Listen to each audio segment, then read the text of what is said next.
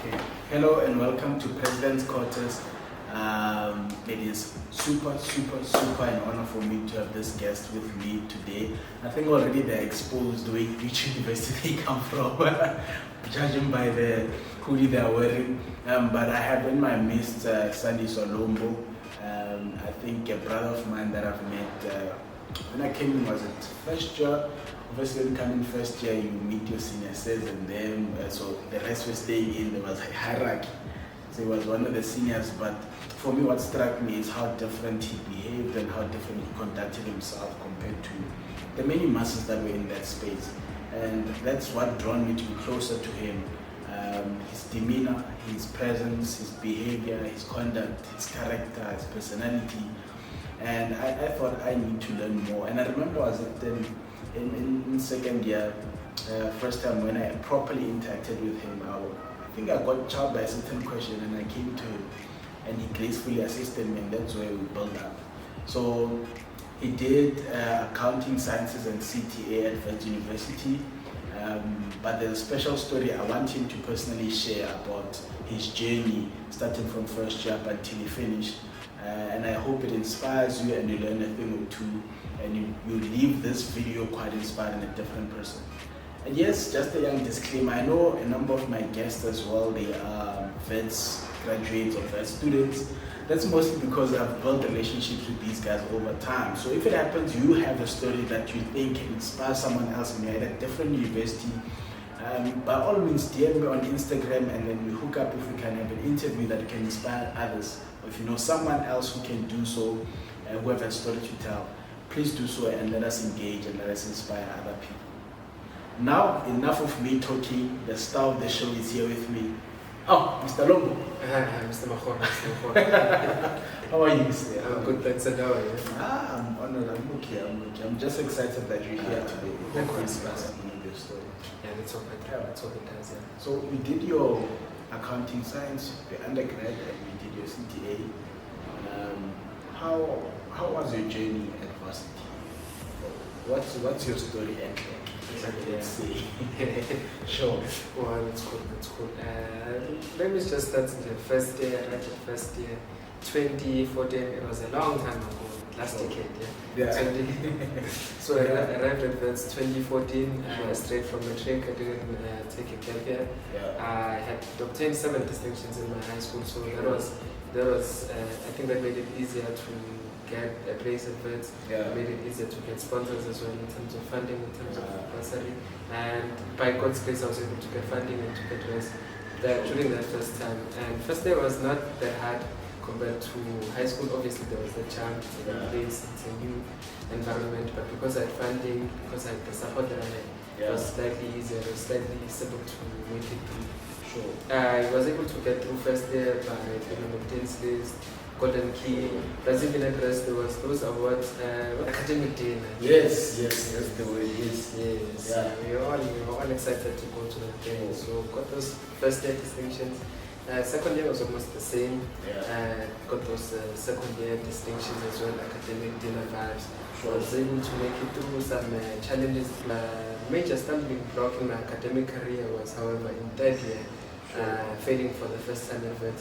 Failing because of one course. You know the beast. You know what happens at accounting school at Wits? It's inja one, and that's the same thing. Is you pass 3 and then you happen to fail one, you still come back and it's totally different. Sure. Yeah, that's the most painful. That's the most painful. Yes. Yeah, it got to me. It was painful failing for the first time. Sure. Because it was the first time failing ever in my entire failing in academic in my entire life. So it came as a shock. Sure. So that kind of held you back and you had to come back for the third year. Second time. It had me back. I opted to graduate with a BCom degree because I wasn't really sure of how the following year was going to go academically, because failing came as a surprise. So I decided, since I had the option of graduating with a BCom degree, let me rather take the BCom as opposed to waiting to get a proper exam. So I decided to take the BCom and came back to do the exact same course, the same curriculum as I was doing the previous year. And even just to add a bit of context to those who do not know, so what happens normally is you do a full accounting science degree, so that's pure full CA stream. And then at the end of the year, even if you fail, if you pass at least 2, you have the option to either come back and repeat again without having a degree, or you can downgrade to a BCom and graduate when graduation happens, and then come and repeat, and then the pass grants you to go to honors year. So that's basically how it happens, and that's what he means by choosing BCom. So at least you know when you have the degree, even if things get tough in your repeat year, you can say, "Alright, let me go look for a job." Yeah, that's true. But yeah, okay. So then you took your BCom, you came back, passed. Yes, I passed the third year. Yeah. Passing Sure. the third year was a challenge. Again. Yeah, passing that second year, third Sure. year, it was the challenge. So it doesn't get easier. It doesn't get Although you easier. are doing literally almost the same things. Some people find it easier, but Sure. for me it became slightly harder because I think I came with the same mentality that I had the previous year. I didn't look at it as firstly the failure came as a shock. Sure. The second thing was accepting the failure came as a shock because Sure. for the first 6 months I was like, no, I'm eligible to go to CTA. Sure. I shouldn't have failed. I shouldn't have repeated because it was just one course. It was the thing of it's just one course. So accepting that failure came as a knock to me, plus it came as a knock to my confidence as well, my self-confidence in terms of academically. Plus also it's that thing of I was not able to deal with them well enough in terms of psychologically because I became super anxious during that time. So coming with that mentality, coming with that to the repeat year, it really came as a shock. It really. And then now you pass your third year for it, at your second attempt. Yes, the second attempt. Get into CTA. Yes, I get into CTA. Say, I'm killing this one. Yeah, I'm killing this It had one. its own plans. Yeah, I had its own plans. I was like, I'm Sure. killing this one. Yeah. Finally. Yeah. We are here. Sure. Yeah, we are here. So and then CTA first time around. I didn't expect it to be that much of a challenge compared to third year because there was a third year finally. But again, CTA had its own plans. Sure. Yeah, but CTA, at least with failing third year, it was one course. At that time around doing CTA for the first time around, it was quite a roller coaster. It was worse than the first time. It was worse than the third year. Definitely. Yeah. It was a roller coaster. The first time, it was a roller coaster. Sure. First exams, this minute you are busy trying to prepare, and you're writing all 4 at the same time. Sure. Then you get ready for all 4. It's time for test 2 after failing some, and after you. I know that process. Yeah. I was prepared for the process mentally, but I was not prepared for in terms of the exam technique because the content knowledge I had from first year to third year, but the exam technique it was poor. It was poor. Sure. Because getting to test 1 and test 2 and test 3 with that mentality of I'm writing just one course, it chows. But also getting into the joint exam, the mentality of while you're reading an auditing scenario, it might ask me a bit of text here, so that kid. Sure. But going through all these experiences, because you eventually failed CTA for the first time and came back, it literally took you 6 years to get a qualification that should take 4 years. For exam, it took 6 years. Sure. And even I want us even to reach out to, especially people who are in first year. We all have aspirations. I want to finish the content. It's a good aspiration, right? Yeah, and we should.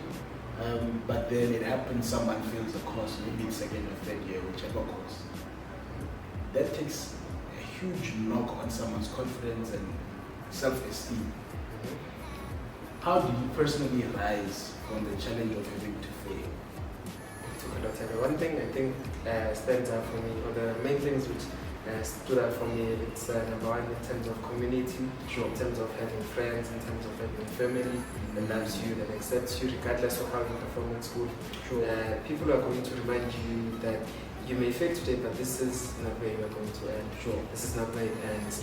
By the way, you've risen from bigger obstacles in the past. Sure. You might have forgotten those high school obstacles that you faced, but you got over those ones. So you might have forgotten the struggles you had in first year, but you got over those ones as well. So it's community in terms of friends, family, also community in terms of being able to reach out to your lecturers, to your academic trainees. So that support structure is what helped rising from that challenge. Yes.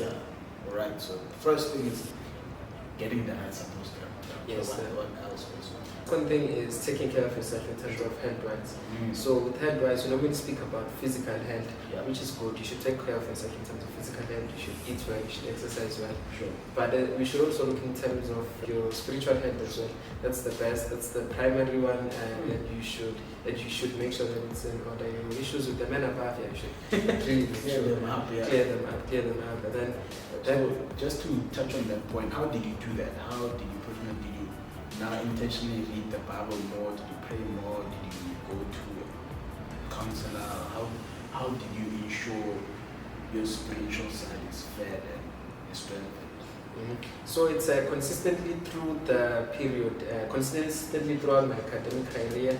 It's something that I still do now. It's just making sure that I have the right friends around me, in terms of friends who are Christians. And it's also making sure that I consistently go to church, and it's also making sure that I have that thing with myself and God on the side, because I can't consistently wait on others to pour into my relationship with God.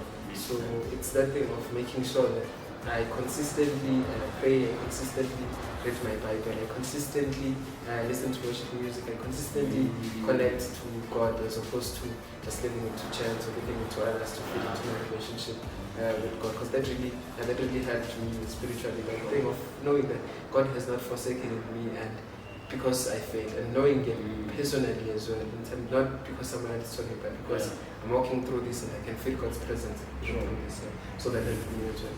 So you can take care of your spiritual side of life, physical health as well. And then take care of yourself as well psychologically. So psychologically in terms of if you need to see a counselor, you go see a counselor. If you need to see a therapist, you go to see a therapist.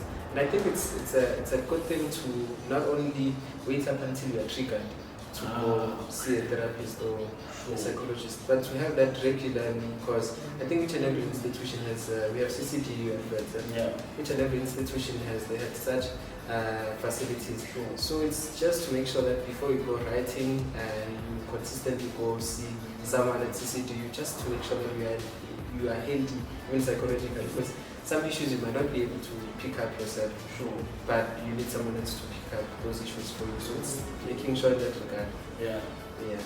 That really helps. And that combination of those made you stronger and made you be able to come back and face another year at university.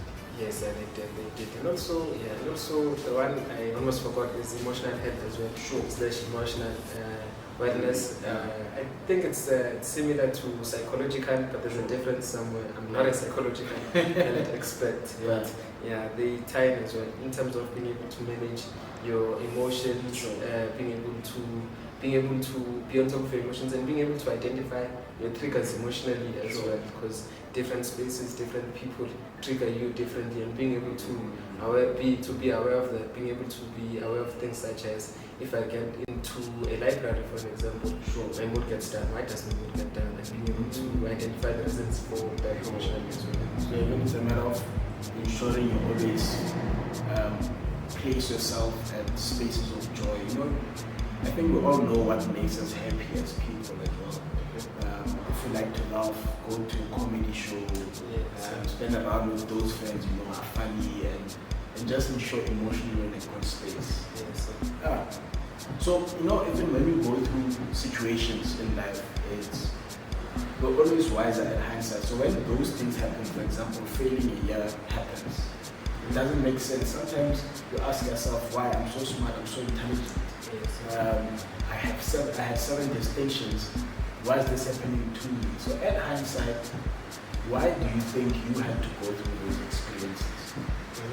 I think that another reason for that is probably to make sure that I have a secure identity as well, because sometimes we find our identity in our achievements, we find our identity in our abilities. It's good that you are aware of your abilities, it's good that you are aware of your strengths, your weaknesses, your person, but I don't think that's who you are as a person. So another lesson I got from being university, the thing of from the failures as well, the thing of having a secure identity, a sure identity, being able to identify with God, being able to identify with that it doesn't change regardless of how I perform at work or how I perform at school or how I perform socially or how I perform at work, for example. So having a sure foundation, a sure steady identity, that also helps us with that. Sure. And these are the type of conversations for me I think I love having, because now people get to understand that they're also human. You know, when people go through failure and more than once, they panic and they think, oh my gosh, I don't deserve to continue this life thing. But you showing us that it's possible and there's purpose in it. And I like what you said about knowing or having a why behind whatever you do. Because you said failing for you to help you reveal proper self-identity, and for you to come back you needed to also establish what is your why. Why is it important to have a why as a student in the course that you do? Yeah, having a why sort of connects you to a bigger purpose or a bigger cause for your life, because it's possible that you change careers, it's possible that you change courses, but having a why makes you more aware, it makes you more conscious of why you are doing a certain thing, a certain course, a certain thing. It changes even how you apply yourself to that particular situation, to that particular course, to that particular degree. So knowing your why and having a clearly defined why, and it's nicer if you have a why that doesn't just last for one season or for 1 year, which you reach an eternal why, an eternal perspective, or a more broad-based, a bigger picture why, because it makes it easier to put in even those unpleasant seasons and those unpleasant situations, those seasons where you have faith in life. It makes it easier to even have a place and a space for that as well. Any last wise words you want to leave us with? Yes, the one thing that stands out for me, which has been on my mind for like the past year or two, is that thing of remembering the fact that we have power over the seed. Sure, we have power over the seed and the type of seed that we sow and sowing it, and we have power over in terms of do we water it, are we exposing it too much sun, but we don't have that much power over the fruit. We don't have much power over how the tree grows. Sure, that's God's part. So ours, with that analogy, ours is to make sure that we do the best that we can with the seed that has been placed into our hands. Then we leave the fruit and we leave how the tree grows in God's hands. That gives me the most peace even in those situations where I fail, even in that year, in those years which I failed, knowing that I did my best, knowing that I did my best with my seed, knowing that I watered my seed, knowing that I prepared the ground for the seed to land, and knowing that the rain and the sunlight is up to God. I can just water it as much as I can, but the seed part, I did the best with the seed. Those are my fundamentals. I think anyone who will be watching this is going to learn a thing or two. I think you said something fundamentally important as well, is your why must be aligned to your purpose. You must have purpose on why you're doing something. And that always drives you. Even when you get a setback, you can rise from that setback and then come back. Because you know your purpose is still existent, and failure doesn't eliminate it. It just delays it for one more year. So I'd like to thank you very much for coming to and opening up to us and sharing your story and university career. I think many of us just like to talk about the success stuff, but the downfall, which is what a lot of people would experience, we really talk about, because we want to appear as this perfect, oh my gosh, I'm graduate. But then let's share this motivation and inspire. Thank you very much, Mr. Lombo. It's only a pleasure. I hope it inspires you, and I hope you become a better person and a better student after this conversation. Otherwise, thank you very much, friends. Cheers. Do like, share, and subscribe. Sharp. Sharp.